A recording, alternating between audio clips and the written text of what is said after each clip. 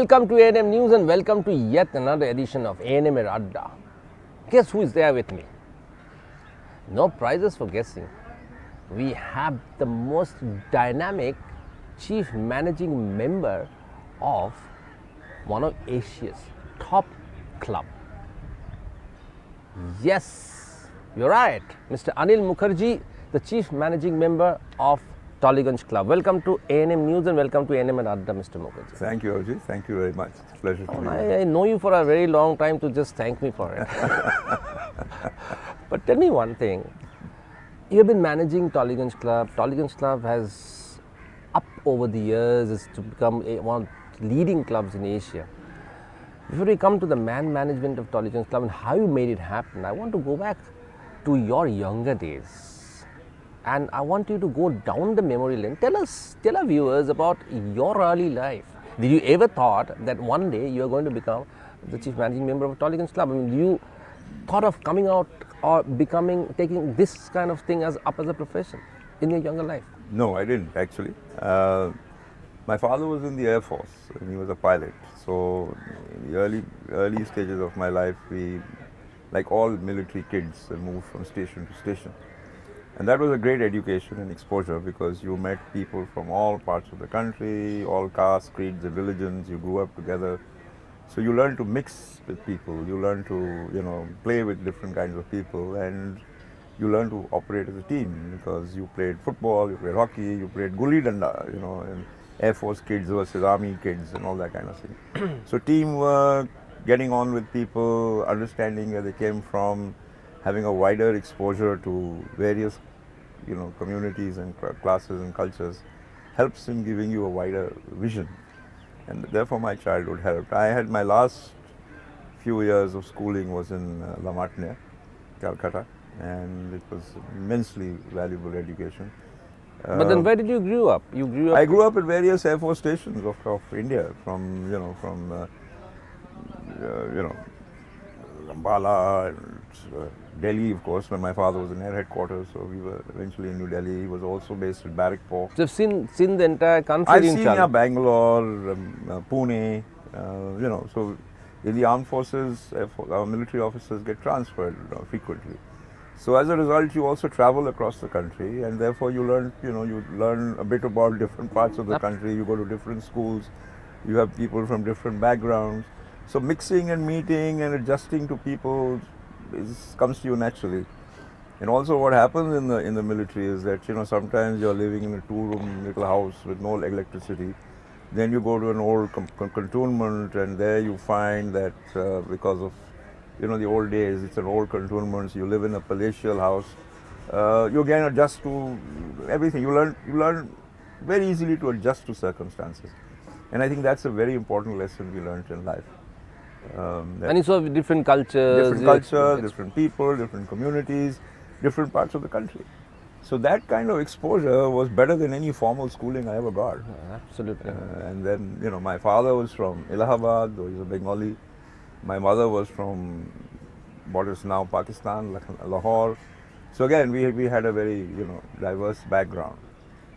And the La Martiniere education was definitely outstanding. We had Colonel Simeon as our principal. We had outstanding teachers like John Mason, who were great mentors, and they allowed us to think, they allowed us to challenge, they allowed us to question. And the kind of education we got then, the result was you were taking part in sports, you were taking part in debating, and you were constantly being pushed to improve yourself and raise the bar higher. It was very wholesome. Very wholesome, very complete kind of education. Complete kind of education. Yeah. So then once you finished school, what was your next? Well, actually, I had no intention of joining the private sector, but certain family circumstances came in the way, and I found myself by happenstance to join a very fine tea company and that was J. Thomas and Company. And I then spent about 30 years in the tea industry in various organizations. But the start was J. Thomas, and I was also with George Williamson, Carrot Moran, very well-known institutions. And again, the tea industry, What exactly were you doing in the tea industry? Well, I was involved in when I was in J. Thomas, of course, is the largest tea auctioneer in the world. So you actually auction tea. So you start by tasting tea, and then you start to learn how to sell it, and you have clients who you represent, and you're supposed to look after their interests. It's very similar in a fashion to being in an advertising agency or any service industry. You have clients and you're supposed to further their interests. And So did you go to tea gardens and all? Yes, we used to visit tea gardens, but I never worked in a tea garden. We used to visit tea gardens very frequently because we were to advise them on the markets and the quality of their tea. We were known as tea tasters, and that's what you originally started off as. You learn, because if you didn't know, you have to learn how to value a tea. What is the tea worth in the existing market? So you started off as trainee tea tasters, and then you moved up as a tea taster. As you went along the line to handling clients. And first, when you were young, you handled small clients, and then as you got more experience, you handled larger clients. So you were a people's person because you had to be. You were dealing with, especially in the 70s and 80s, you were dealing with somebody who belonged from diverse backgrounds because the ownership of tea had started to change. So you had some of those typical old world British companies. At the same time, you had new Indian entrepreneurs from Rajasthan who had bought tea groups and tea gardens, and they were your clients, and you couldn't handle them the both same way. So you learned to adjust, you learned to be flexible, you learned to try and understand where they were coming from, and all that helps you in a world that's so dynamic as ours and so fluid as ours. So once you tell us a small anecdote in your life, one funny incident that you as you moved along as a tea taster. Well, I personally always felt that the tea industry was very, very conventional and conservative, but very solid. So in those days, in the late 70s, as a tea broker, which is what tea broking was, you had to go out, even in the middle of Calcutta summer, when you went calling on your clients, you were supposed to wear a jacket and tie. And I've always been a bit of a rebel, so I used to find that absolutely odd. And I was one day going off to see my clients, and I had my no tie on, and I had just walking out in my shirt sleeves. And the managing director of the company happened to be there, and he said, I wished him, of course, and he said, where are you going? I said, I'm going calling. And he said, you are undressed. I said, I beg your pardon? I'm not undressed at all. He said, yes, you are. Where's your jacket and tie? So, that was the kind of stuff you had to do. You had to go back in the middle of summer and wear a jacket and tie.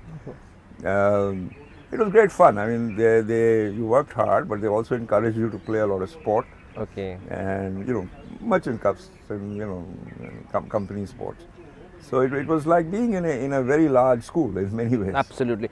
Being a tea taster, tell me one thing. We all love tea. We all love to drink tea in this part of the world. And of course, tea is a huge market all world over. What's the most expensive tea will cost? Just the price of the tea. But I've been out of tea so long that I don't know. I mean, during your time? In my time, when I was, if you sold a tea at 100 rupees, it was a big thing. Today, in fact, the first tea that sold at 100 rupees in the non-Darjeeling section was an orthodox tea, and it was bought by a buyer from Iran, and it was bought from J. Thomas, and it was on what is called out lists, and I happened to be the guy who just happened to be handling the phone. So I remember that was the first Assam orthodox tea that sold at 100 rupees. Otherwise, the prices were 20, 25, 30, and it fluctuated with the markets. But now I understand, the average level is 200 rupees or something like that. Darjeelings, of course, and the exotic teas were always far more expensive. I think teas are sold at 10,000, 15,000 per kilo. It's all per kilo. And, the niche markets of tea are growing, as far as I know. As I said, I have a lot of friends in tea, but I haven't really kept in touch with the pace of what's happening there. During your time, which was better, Assam tea or Darjeeling tea? No, they're two different. You're comparing apples with oranges. I mean, both are great. Assam is very different, and Assam is strong and gutty, and Darjeeling is light with a bouquet and with wine. Just like you can't compare a white wine and a red wine. Two different kinds. They're both wines, but they're two different kinds of wine. So it depends on your personal preference. Absolutely. So from tea industry to Tollygunge Club, how has been your journey? Oh, and I've been a member here since the late 70s, and I've always been a very enthusiastic sportsman, not necessarily very good, but enthusiastic. And I was in the tea industry. I was very happy where I was with the company. Unfortunately, my company, the owners decided to disinvest. And when that happened, I was, wondering what to do with myself. And Tolly has always been very close to me, to my family. My children have grown up in this club, like many of us. Tolly was where they wanted to come. So at that time, my predecessor was retiring, and the club was looking for what actually is called chief executive and managing member, because normally what this club has been doing for the last, since they actually had a managing member, was the first legendary managing member was Mr. Bob Wright. That they've always taken on a member to run the operation. There is a general committee that obviously is the board and decides the policies and all that, but to run the club, because, and I think that's correct, because a member who has been an active member understands the club much better. He or she understands the ethos, the customs, the culture. The staff are more comfortable with them. The other members are more comfortable with them. You can talk to them on a one-to-one level. So, it was a fairly, I didn't think at that stage of my life that it would be an intensive interview, but apparently there were applications from all over, and I had to go through 3 interviews, being interviewed by people whom I knew well, some of them, but I wasn't the only guy who they knew others as well. And there was actually a psychological test, which I found a little amusing, because I remember one of the questions, do you like to party? And I was trying to figure out, who doesn't like to party? But yeah, that's how I came in, and it's been my home for the last 10, 12 years, and I'm very, very, I think, privileged and fortunate to have been identified and selected for Tolly. It's given a lot to me, and to me, Tolly is home, and will always be, even when I move on. I will always, Tolly is where my children have grown up here. It's a very special place in my heart and my family's heart. Absolutely. Now, Tolly, there's a lot of history behind Tolly.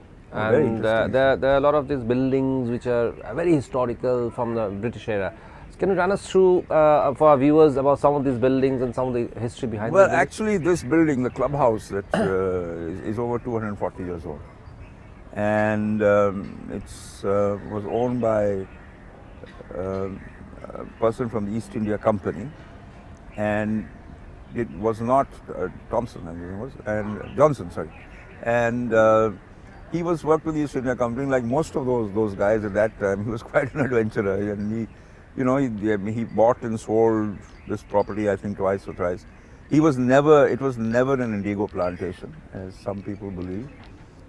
Mr. Johnson dealt in indigo, traded in indigo, but it wasn't an indigo plantation.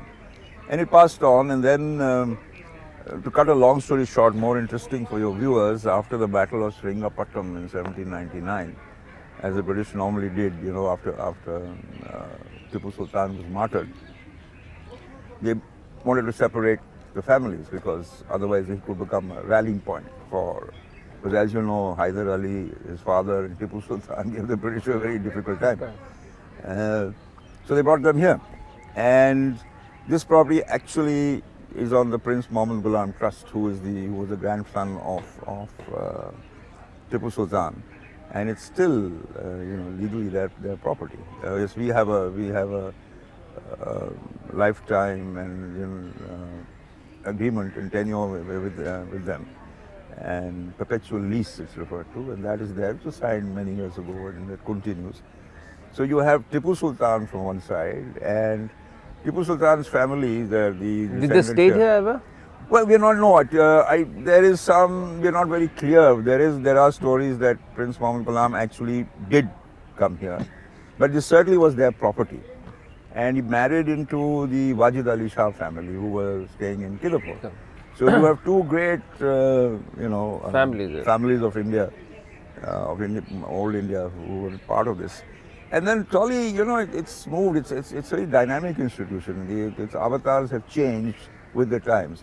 Obviously, in the time of the British, it was a citadel of the British lifestyle, and Indians were not allowed, and all that kind of stuff. It changed. With the coming of independence, and the coming of Indians coming into prominence, it developed a different kind of culture, and I've seen it change. I've been a member since the late 70s. I've seen it change in terms of its membership and its activities. Fundamentally, it's a sporting club, and I hope it always remains like that. It's not. You don't have to be sporting excellent, but we hope that people will be sporting enthusiastic. I remember when I was a youngster and I joined the club, there used to be a portrait of Queen Elizabeth in the lounge. Just to give you an example, it was still like that.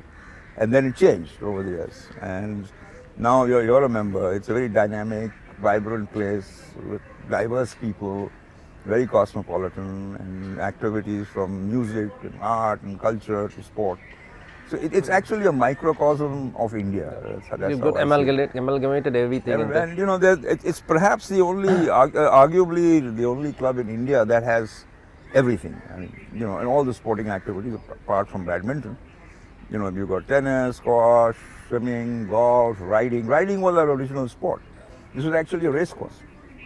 Okay. And they used to have races till the 90s. You had equestrian events also. Yeah, of course, we still have. We have 40 horses. We held several junior and national equestrian championships over the years, over the decades. In the last 10 years, we've held them about 4 times. We are one of the founding members, or the Tolly is one of the founding members of the Indian Golf Union.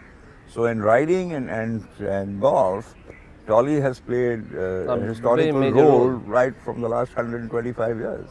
But you have been very friendly to pets, you have been very friendly to environment. Well, that's Tolly's culture. Tolly's culture is that it's been, and I'm not saying that everybody enjoys that, but you'll find, especially amongst the older members, it's always been a very animal-friendly place. I think perhaps because of the fact that we had horses. You have dogs. We have foxes also. We have jackals. Jackals, yeah. And these are endangered species. Yeah. We also. How many jackals you have? Well, we're not sure, but in the region of about 40, 45. The last census that the Forest Department did. But we also. And they coexist with. Yeah, they coexist. They've never harmed anybody. We feed them. We look after them. We look after the dogs. Unfortunately, what's happening is that people from in around with the Tolly and some outsiders slip in dogs, and that's not fair because. A lot of members don't like them, and there's a large section who do, but there's some section who are, and you have to also cater to their sentiments. We do that, but it's an animal-friendly place. It's very ecologically friendly. You're very environmentally conscious, and some of the oldest trees. Some of the oldest trees. We are a reservoir, a sanctuary for butterflies. We have migratory birds that come in winter. They're very particular of, we try and use only organic stuff, so that the groundwater doesn't get affected. We're very conscious of our ecological responsibility. So we're environment friendly, we're family friendly, we're animal friendly, and we are a friendly place. On a serious note, I mean, if you remember, a few years down the line, once you had this controversy in one particular club where a very senior people walked in barefoot and he was shown the door. Then somebody walked in with Indian dress, dhoti and this thing, and he was not allowed to get into that club. So, does Tolly, what is Tolly's belief in such? We don't have that. We believe that we have a dress code, but ours being a sports club, we have a very relaxed dress code. Obviously, dhoti Punjabi is absolutely permitted. So is chudidar kurta. You can be in a chudidar kurta and you're welcome to come to the club. We say strapped sandals or shoes, but that's the only criteria. And if you're coming from different parts of India, whatever your regional dress is, that's the most welcome. In the Northeast, some people have different dresses. They are most welcome to wear it here. We will not stop them. When you have foreign visitors, say from Africa, again, there are many who have different kind of dresses. They're welcome. We don't have anything like that you have to Indian. We are Indian. We are India. And I think really what is important about dressing is that you shouldn't be offensive to anybody else. As long as you're a sports club, then you dress according to the occasion, according to the event, or according to where you are. Obviously, I wouldn't want to walk into a formal occasion wearing jeans and a t-shirt. I will wear, what is appropriate clothes. But Indian dress is absolutely welcome here.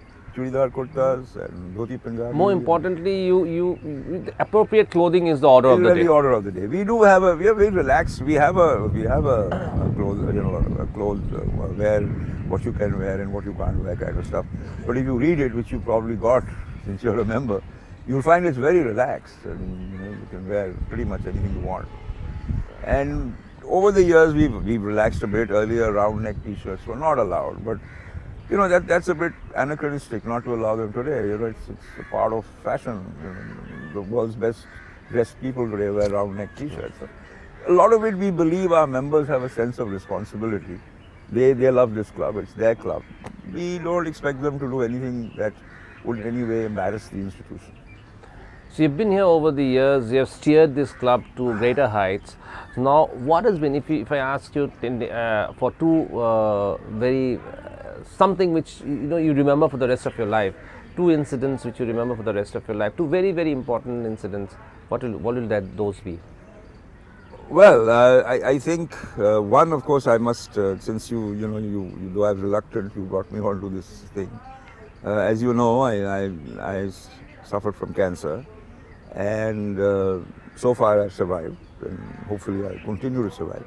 But I can tell you one thing. But I can more say you're a cancer survivor. Well, I don't know if I'm a survivor or not, but certainly I've survived so long. And one of the reasons I survived was the huge and humongous support that I got from the Tollygunge Club. I'm not talking just about the financial support, because that would come from any company, any worthwhile company. But it was the way the staff rallied around, the way the members, my friends rallied around to support my wife, the way the president at that time, the late Mr. Karol Datta, stood by me. The other incident I'll always remember is when Umpan hit us. And we were in the midst of a lockdown, as you know. The club, we were devastated. We lost 73 trees, which broke our hearts, because, as I said, we are a very ecologically friendly club. 73. How many trees are there roughly? Oh, I don't know, over 140 varieties of trees, but I don't know the exact number. So there is a book. And we 73 trees fell. Were knocked down. We were able to restore, thanks to our environment committee and our staff. But Abhijit, the way our staff came out, the way they came out, they worked through the night, through the day, and they're not all of them. They were the cooks, the bearers, the carpenters were coming out. They came to a man, they slogged and cleaned the place out. You could see that commitment to this institution, even to the extent there was a snake that got caught in nets in the water in that big tank, the pond that we have. And I just happened to be standing there walking around, and the effort they went to save that creature. So the commitment of our staff and the way they cleared and the way they stood by this institution during that devastating time is something that will be always etched in my memory. Absolutely. That's fantastic. I mean, those are they were incredible memories. Incredible. But tell us, during Amphan, because you're surrounded by trees, absolutely, in a very natural atmosphere. I mean, you can't imagine such kind of a place in the middle of Kolkata. So, what was your experience? Well, it was you saw nature at its most powerful omnipotence, because obviously with the trees and the wind, you suddenly realize how puny the human being is when nature actually unleashes itself. So it was overwhelming. It was. I wasn't frightened as much as I was overawed, as if you'd seen God, Because in a fashion you had seen God, and you saw the might of the universe. So that is what's etched in my memory, the sheer power and ferocity of nature. That when it unleashes itself, and yet it's the same nature that nurtures us and builds us and keeps us alive and everything else. So the two sides of nature, its gentleness and its ferocity, will always be again something that I will remember. And as you stepped out of your house, you must be seeing trees. It was littered with trees. It was broken down. You were obviously completely shattered when you saw 73 of our beautiful, when we counted them, and our wall had collapsed. So the first thing is, we were sort of in hell, and I remember, walking down one of the pathways, and suddenly the whole thing was barren. The trees had gone, and you were staring at a barren area, which had for maybe 100 years, certainly for the last 40, 50 years, those trees were there. And it reminded me of, I saw it and it reminded me of T.S. Eliot's Wasteland. You know, when you saw that, that's the first thing that came into my mind, Wasteland. It was depressing, but there nature has rejuvenated itself. It's back again. It's all looking beautiful. Absolutely. So, you know, the hope is always Hope there. is all there. What's been your biggest achievement in Tolly? I really don't think I have any. I can clearly claim that I am singularly responsible for anything. What Tolly has a great culture of collective effort and action, and you know, it's whether the staff, the committee, the general committee, the subcommittees. I think the greatest thing about Tolly is that we work together, and I certainly would not take credit that anything that has happened solely because of me. That would be completely incorrect. It's been a huge you know, cooperation and teamwork, and I think that's I think where if I have contributed anything, it is the confidence that our staff and most of our members have Instill that confidence in amongst them them. to carry And on doing their work, and you know, to unleash their own talents and to allow them to do things on their own. We all make mistakes, so it doesn't matter. And as long as there was, I've always told them, as long as there's sincerity of effort, if you earn, it's all right, you know.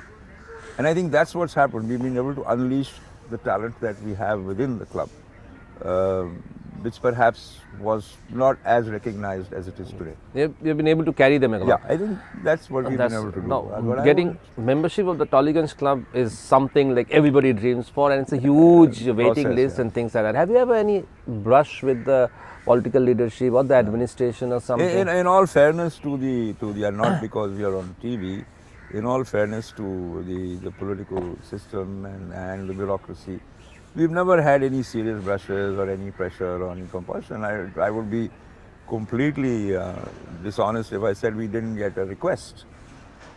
But we've not been put under any pressure in that sense. No.